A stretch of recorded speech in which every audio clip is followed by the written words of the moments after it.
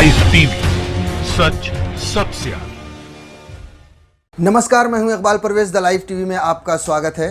साथियों, प्रधानमंत्री नरेंद्र मोदी को कहें या फिर भारतीय जनता पार्टी को कहें, उनके लिए मुश्किलें बढ़ती जा रही हैं, उनके लिए चुनौतियां आने वाले दिनों में बढ़ती जा रही हैं। ये चुनौतियां इसलिए बढ़ रही हैं क्योंकि उन्होंने देश के साथ कुछ ऐसा कर दिया है, कुछ ऐसा उथल पुथल कर दिया है कि हर आदमी को, ज़्यादातर आदमी, अगर अंधभक्तों को छोड़ दें तो इस देश की ज़्यादातर जनता उनसे खफा हो रही है। उनके लिए कहीं ना कहीं किसी न किसी तरह से मोर्चा खोलने को तैयार बैठी है। अब जो नया मोर्चा खोला है वो है कमल हसन। जी हाँ, साउथ के सुपरस्टार कमल हसन उनके लिए मोर्चा खोल चुके हैं और पहले से ही इस सरकार के विरुद्ध या फिर प्रधानमंत्री नरेंद्र मोदी की नीतियों के खिलाफ बहुत ही मुखर होकर बोलते रहे हैं, बहुत ही उन पर कटाक्ष करते रहे हैं, उनके खिलाफ आवाज़ उठाते रहे हैं। उन्होंने अब यह निर्णय लिया है कि वो मोदी का सामना करने के लिए, भारतीय जनता पार्टी को चुनौती देने के लिए या देश हित में काम करने के लिए रजनीकांत से हाथ मिलाने को तैयार हैं। कमल हसन ने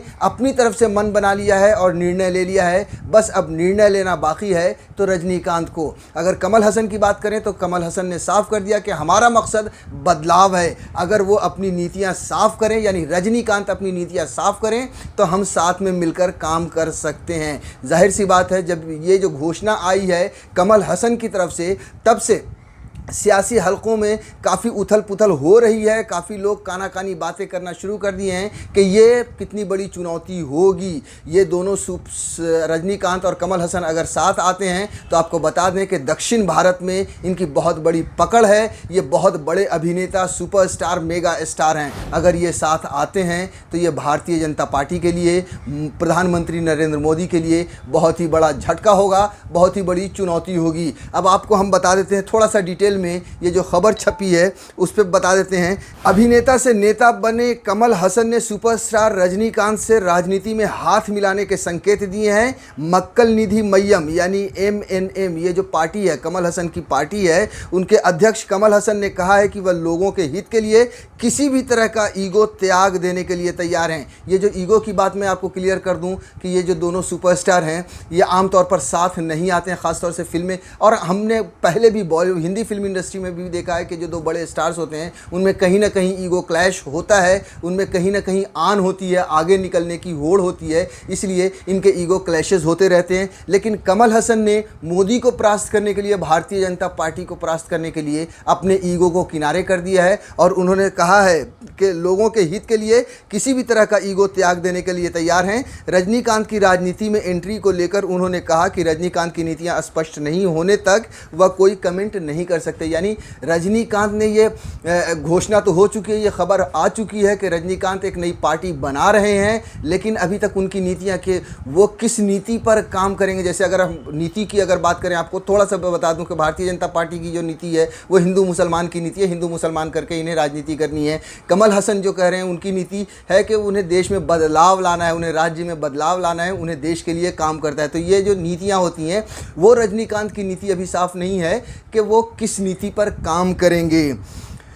हसन ने कहा है कि राजनीति में नए लोग ख़ास वजह से आ रहे हैं। मैंने राजनीति में आने की वजह साफ कर दी है। हम बदलाव चाहते हैं, रजनीकांत भी ऐसा ही चाहते हैं, लेकिन उन्होंने अपनी नीति साफ नहीं की है कि हम किसी एक शब्द को संपूर्ण नीति के तौर पर नहीं गिन सकते। हसन ने कहा कि रजनीकांत एक बार अपनी नीति स्पष्ट कर दें, फिर आगे हम इस पर बात करेंगे। हमारे बीच दोस्ती आसान है। यानी इन्होंने, अभी जैसे पहले हमने कहा कि इन्होंने अपने ईगो को साथ में कर दिया है, यहाँ पर वो कह रहे हैं कि हमारी दोस्ती आसान है, वो जब चाहें हमसे हाथ मिला सकते हैं, हम दोस्त बन सकते हैं और एक साथ मिलकर काम कर सकते हैं। हम बस एक फ़ोन कॉल की दूरी पर हैं। साफ तौर पर उन्होंने कहा है कि बस सिर्फ एक कॉल करना है, हमें बताना है कि हम आपके साथ आने के लिए तैयार हैं, हम आपके साथ बात करने के लिए तैयार हैं।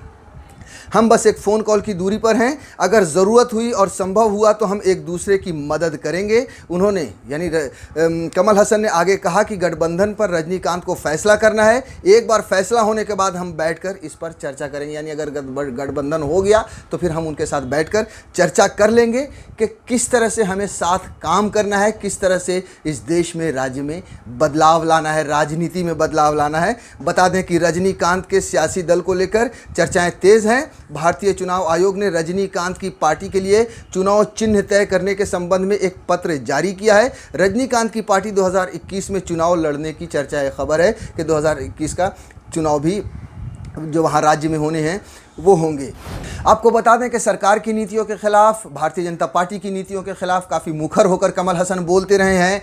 अभी हाल ही में जो नई संसद बनने के लिए जो शिलान्यास किया गया, जो पूजन किया गया, प्रधानमंत्री नरेंद्र मोदी ने जो किया, उस पर भी कमल हसन ने खुलकर कहा कोरोना काल में जब आधा देश भूखा है तो संसद पर करोड़ों खर्च क्यों, ये एक बहुत बड़ा सवाल उन्होंने उठाया है। और कमल हसन ने ये कहा कि अपने ट्वीट में कहा कि जब ग्रेट वॉल ऑफ चाइना का निर्माण किया गया तो हज़ारों लोग मारे गए, लेकिन शासकों ने दावा किया कि लोगों की रक्षा करना आवश्यक था। संसद पर हज़ारों करोड़ का खर्च किया जा रहा है, जबकि भारत के आधे हिस्से में कोरोना के कारण आजीविका का नुकसान हुआ है।